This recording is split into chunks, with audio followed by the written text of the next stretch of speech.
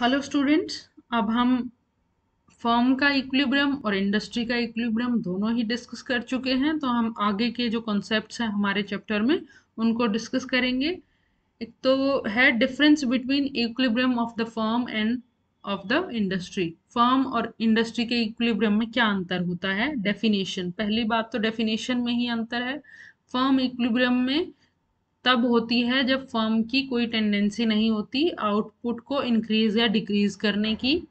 और industry equilibrium में कब होती है, जब इंडस्ट्री अपने साइज को ना चेंज करना चाहे। उसमें जितनी नंबर ऑफ फर्म्स हैं वो उतनी ही रहे, ना कोई एंटर करे ना कोई एग्जिट करे। सेकंड है कंडीशन के बेस पे हम डिफरेंस किस प्रकार से बता सकते हैं। फर्म का इक्विलिब्रियम कैसे तय होता है, जहां पर मार्जिनल रेवेन्यू मार्जिनल कॉस्ट के इक्वल होती है और मार्जिनल कॉस्ट एमआर को नीचे से काटती है। इंडस्ट्री का इक्विलिब्रियम कहाँ होता है, जहां डिमांड और सप्लाई एक दूसरे के बराबर होते हैं। ये बातें हम डिस्कस कर चुके हैं। तीसरा पॉइंट क्या है, firms can be equilibrium both in short and long period. Firms का इक्विलिब्रियम हमने देख लिया था शॉर्ट एंड लॉन्ग पीरियड में, लेकिन हमने ये भी डिस्कस कर लिया था कि इंडस्ट्री में इक्विलिब्रियम, फुल इक्विलिब्रियम केवल लॉन्ग रन में ही प्राप्त होता है, क्योंकि जो इंडस्ट्री के इक्विलिब्रियम की कंडीशन है कि फर्म्स का जो नंबर ऑफ फर्म्स हैं वो चेंज ना हो, और वो फर्म्स भी इक्विलिब्रियम में हो, फर्म्स को नॉर्मल प्रॉफिट मिल रहे हो, ये सभी कंडीशंस केवल लॉन्ग रन में ही फुलफिल होती हैं।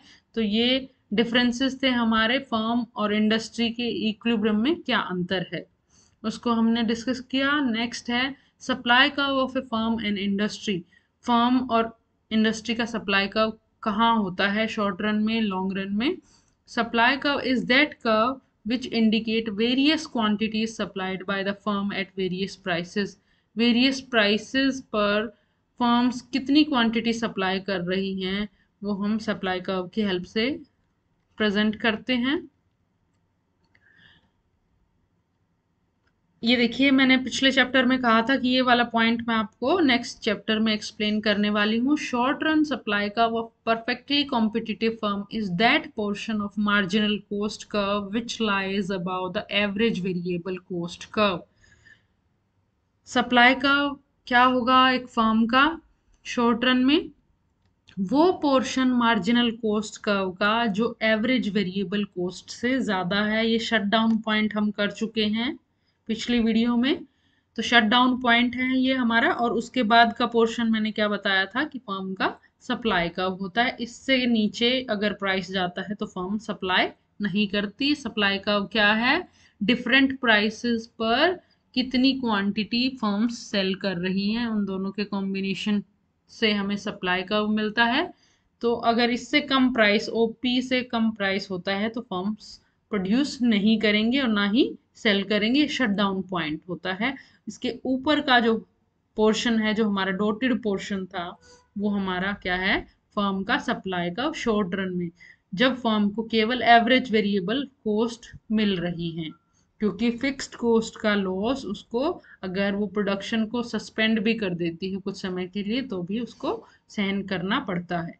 ये हमारी मिनिमम लॉस की कंडीशन है। अब हमने फर्म के सप्लाई कर्व के बारे में डिस्कस किया है। ये फर्म का सप्लाई कर्व है। और इंडस्ट्री क्या होती है, ग्रुप ऑफ फर्म्स। अब सभी फर्म्स के सप्लाई कर्व का अगर हम लेटरल समेशन कर दें, हॉरिजॉन्टल समेशन कर दें, तो हमें इंडस्ट्री का सप्लाई कर्व प्राप्त हो जाएगा। और यहाँ पर जो सप्लाई कर्व है वो अपवर्ड स्लोपिंग होगा, क्योंकि जो एमसी का पार्ट हमने डिस्कस किया, मार्जिनल कॉस्ट का वो पोर्शन जो एवरेज वेरिएबल कॉस्ट से ज्यादा होता है, वो फर्म का सप्लाई कर्व होता है। तो मार्जिनल कॉस्ट क्या होती है, इंक्रीजिंग होती है उस वक्त। तो जो फर्म का सप्लाई कर्व है वो इंक्रीजिंग होगा, और उसी का हॉरिजॉन्टल समेशन क्या कहलाएगा, जितनी नंबर ऑफ फर्म्स हैं उतना ही हमारी क्वांटिटी अधिक हो जाएगी, और वो हमारा इंडस्ट्री का सप्लाई कर्व बन जाएगा। ये हमने शॉर्ट रन के बारे में डिस्कस किया है अभी। लॉन्ग रन सप्लाई कर्व कैसा होगा। लॉन्ग रन सप्लाई कर्व, पहले तो फर्म के बारे में डिस्कस करेंगे, देन इंडस्ट्री के बारे में। फर्म का लॉन्ग रन सप्लाई कर्व कहाँ होगा, क्योंकि फर्म लॉन्ग रन में केवल तभी तक बनी रहती हैं जब उनको नॉर्मल प्रॉफिट मिल रहे होते हैं। अगर उनको लॉस होते हैं लॉन्ग रन में भी फर्म्स को, तो वो क्विट कर देती हैं इंडस्ट्री को। तो यहाँ पर जो फर्म का सप्लाई का होगा, वो मार्जिनल कॉस्ट का वो पोर्शन जो मिनिमम पॉइंट ऑफ LAC के ऊपर है, minimum point of long run average cost के ऊपर है, वो वाला पार्ट फर्म का सप्लाई का होगा लॉन्ग रन में। फर्म्स इससे कम प्राइस पर नहीं बनी रहेंगी, क्योंकि इस पर यहाँ पे उनको लॉस हो रहे हैं, और लॉन्ग रन में फर्म्स लॉस बियर नहीं करेंगी। नॉर्मल प्रॉफिट से ऊपर का पोर्शन ही सप्लाई का कहलाएगा। और जब हम फर्म्स के सप्लाई कर्व को जोड़ देते हैं, वो हमारा इंडस्ट्री का सप्लाई कर्व बन जाता है। लेकिन इंडस्ट्री के सप्लाई कर्व में फिर से ट्विस्ट है, क्योंकि लॉन्ग रन में लॉ ऑफ कॉस्ट काम करती हैं, और लॉ ऑफ कॉस्ट की वजह से हमारा लॉन्ग रन का सप्लाई कर्व, अभी हमने पिछले वीडियो में डिस्कस किया कि अगर कांस्टेंट कॉस्ट कंडीशन है तो लॉन्ग रन सप्लाई कर्व ऐसा होगा। ये बिल्कुल हमारे वही डायग्राम्स हैं, थोड़ा बहुत अंतर है, आप उन्हीं को यहाँ पे एक्सप्लेन कर सकते हैं अगर आपको ये क्वेश्चन आता है तो। ये दो SSC क्यों बनाए हुए हैं, क्योंकि ये दो प्लांट अज्यूम कर रखे हैं यहाँ पे, अदरवाइज वन भी हो सकता है, और उसकी हेल्प से भी आप, जैसा हमने पिछले डायग्राम्स में डिस्कस किया, वही आप डिस्कस कर सकते हैं। और ये हम बता सकते हैं कि लॉन्ग रन का इंडस्ट्री का सप्लाई का ये नेसेसरी नहीं है कि अपवर्ड स्लोपिंग हो, वो डिपेंड करेगा कि किस प्रकार की कोस्ट कंडीशन है। अगर कांस्टेंट कोस्ट है तो LS हमारा हॉरिजॉन्टल होगा, एक्स एक्सिस के पैरेलल होगा। अगर इन दूसरा केस है डिक्रीजिंग कोस्ट है, तो हमारा लॉन्ग रन सप्लाई कर्व, ये जो डॉटेड लाइन है, ये लॉन्ग रन सप्लाई कर्व है LS। ये कैसे प्राप्त हुआ, क्योंकि हमने दो इक्विलिब्रियम पॉइंट्स को मैच कर दिया है।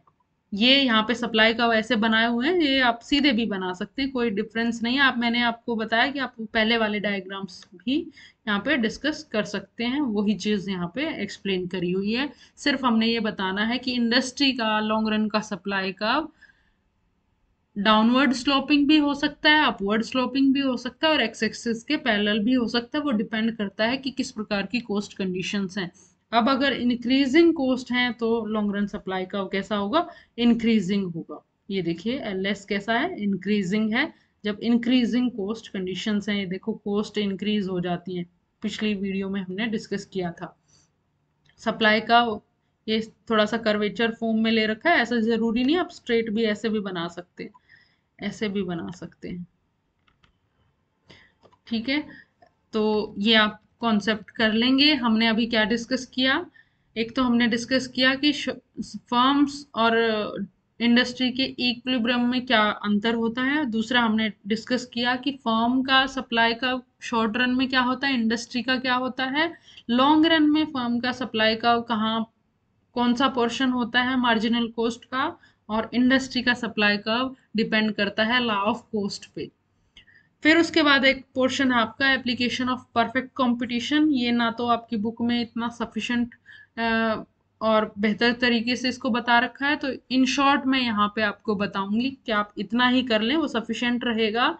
कि जो परफेक्ट कंपटीशन है उसका इस्तेमाल हम प्रोडक्शन मैक्सिमाइज करने के लिए, ऑप्टिमम प्रोडक्शन के लिए, ऑप्टिमम कंजम्पशन के लिए, और वेलफेयर मैक्सिमाइज करने के लिए, एफिशिएंसी कंडीशंस जो हमें प्राप्त होती हैं वो परफेक्ट कंपटीशन के केस में ही प्राप्त होती हैं।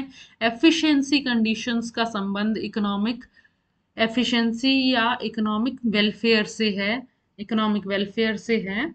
और ये जो कंडीशंस हैं पेरेटो ऑप्टिमैलिटी की कंडीशंस हैं, जो केवल परफेक्ट कंपटीशन में ही मिलती हैं। कितना आप बता देंगे वो सफिशिएंट रहेगा। उसके बाद आप एक और पॉइंट, इसको मैं ब्रीफ में आपको एक्सप्लेन कर रही हूँ क्योंकि डिटेल में बताने की आवश्यकता नहीं है। Impact of price ceiling on consumers under perfect competition. अगर परफेक्ट कंपटीशन है और उसमें भी गवर्नमेंट कोई इंटरवेंशन करती है, प्राइस सीलिंग की मैक्सिमम प्राइस क्या होगा वो तय करती है, तो वो कंज्यूमर्स के हित में नहीं होगा। आप इतना बता सकते हैं। Interference by government in the working of perfect competition will not serve the interest of consumers, rather it will prove counterproductive. Consumers will be hit hard. It means government का इंटरवेंशन परफेक्ट कंपटीशन में सिर्फ नुकसान करता है, government को intervene नहीं करना चाहिए। ये सभी कुछ हमने डिस्कस किया परफेक्ट कंपटीशन के बारे में। Thank you so much.